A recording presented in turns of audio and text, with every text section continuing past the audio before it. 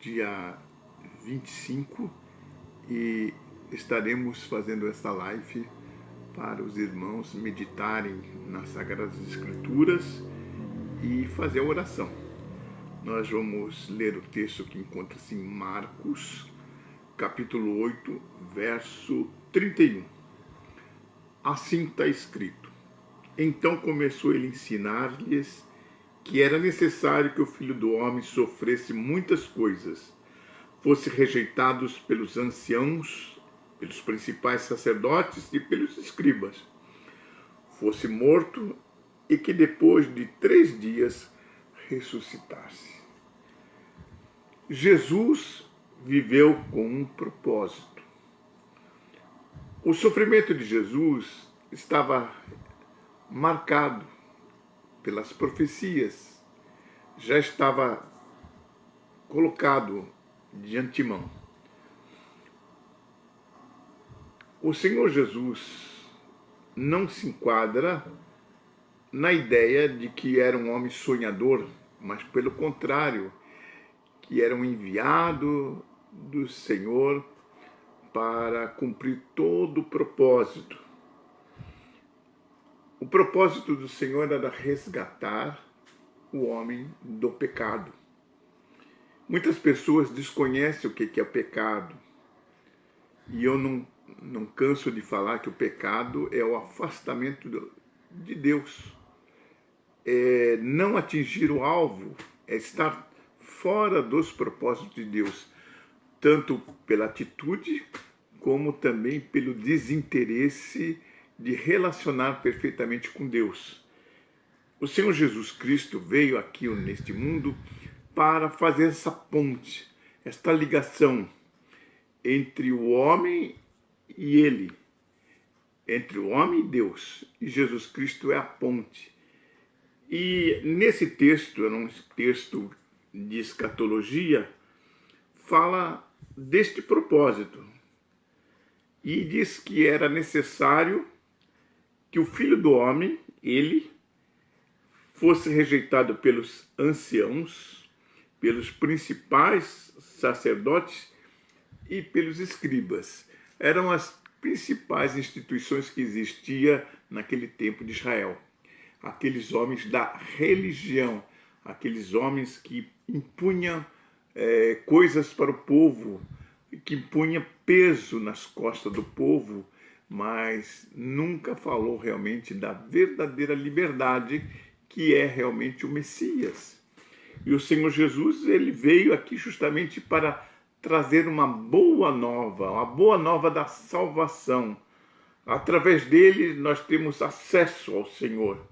E aqui ele fala de uma coisa interessante: o sofrimento e a cruz. Muitas pessoas, elas têm muita dificuldade de entender isso. Elas pensam que a existência nossa não deve ter nenhum sofrimento, que nós devemos ter sempre um céu de brigadeiro. Mas não é assim.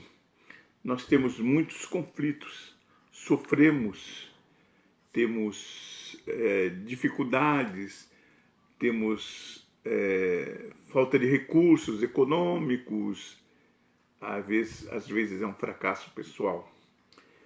Mas nós temos que entender que o Senhor Jesus nos liberta. Liberta para salvar, porque ele morreu em nosso lugar. E eu peço que ele derrama este amor em meu coração e no teu coração, para que o Espírito Santo sempre habite na tua vida. É ele que convence o homem do pecado, da justiça e do juízo. É ele que faz nós termos um contato pessoal. Então nós vamos meditar hoje nessa palavra. A importância, sim, do sofrimento do Senhor Jesus e da cruz. Através do sofrimento e da cruz nós temos liberdade. Nós temos pleno acesso ao Senhor. Nós temos a salvação plena em Cristo Jesus. Porque ele fez isso para nós. Agora nós vamos fazer as orações.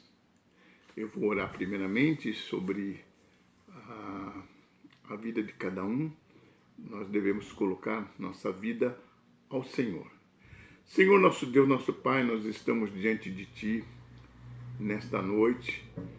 Que Tu esteja abençoando, que Tu esteja fortalecendo a cada um de nós, Senhor, que estamos mais uma vez, Senhor, presos nas nossas casas, com este retiro espiritual, por questão realmente sanitária, mas o Teu Espírito paira sobre nós, porque Ele está dentro de nós. Que Tu esteja abençoando a cada um, Senhor, que Tu esteja ungindo com Teu poder, fazendo a Tua obra, em nome do Senhor Jesus. Amém. Nós vamos fazer agora os pedidos. Primeiro pedido que nós devemos fazer é pelo presidente e pelas autoridades constituídas. O apóstolo Paulo nos ensinou a fazer isso. Orai pelos que governam, orai pelo exército, orai por todas as autoridades, porque não há poder que não procede de Deus, porque Deus é poder. A palavra é Pantocrator, todo poderoso, todo poder. Então nós temos que orar pelas nossas autoridades, sim. Nós temos que orar para que ele possa ser controlado pelo Senhor, para que eles possam tomar as melhores decisões para com o povo. Então nós temos que orar pelo presidente e orar pelas nossas autoridades constituídas. Temos que orar pela unidade da igreja cristã, toda a igreja. Que Cristo nos enviou o Espírito Santo para que nós tenhamos esta união uns com os outros e que Deus realmente possa propiciar esta união. Na terceira oração, eu peço pelo povo brasileiro, pela esperança e pelo consolo. Muitas pessoas estão desesperançosas, preocupadas, mas que é importante nós colocarmos o coração ao alto, colocar nossa vida diante do altar do Senhor para receber essa esperança que vem do Senhor e receber o consolo.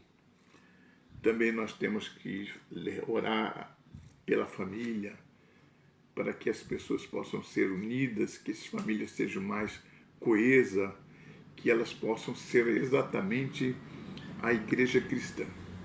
Nós temos que entender, amados irmãos, que esse momento que vivemos de crise é para refletir que a igreja começa na família. A igreja começa com a família. Não é com o templo, não é com as edificações, não é com os lugares sagrados, mas começa com a família. Quando cada família coloca o joelho no chão e faça sua consagração ao Senhor, quando começa a olhar as Sagradas Escrituras, analisar os textos bíblicos, aí sim a igreja começa a ficar forte. E esquecendo do ritualismo, de sair e também dos relacionamentos. Então a igreja hoje ela tem que estar em casa, fortalecida, estar unida. Que Deus nos abençoe nesta noite.